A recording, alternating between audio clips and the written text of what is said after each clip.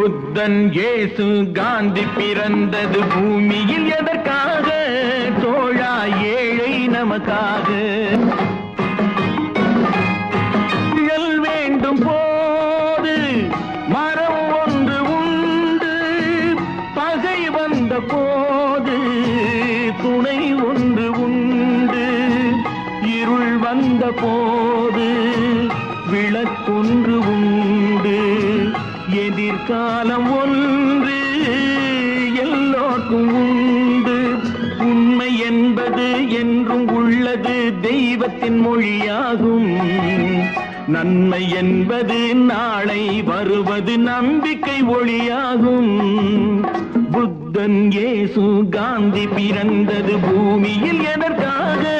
தோழா ஏழை நமக்காக